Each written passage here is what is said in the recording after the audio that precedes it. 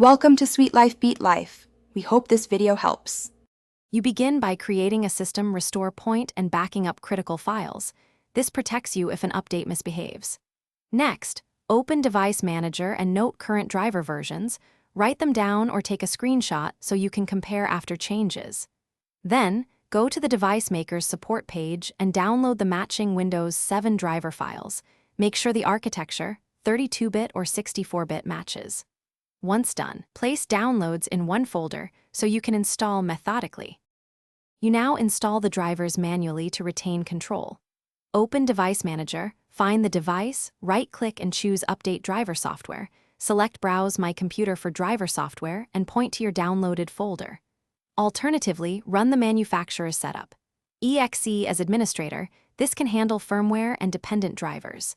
Make sure to install chipset drivers first, then graphics, then network. Once a driver finishes, reboot. This ensures Windows fully loads the new driver and resolves. You finish by verifying each updated device in Device Manager. Confirm the driver version and test the hardware under normal load. If something fails, slow performance, or errors, use Device Manager to roll back the driver or restore the system point you created. This undoes changes safely. If problems persist, try an earlier manufacturer driver version.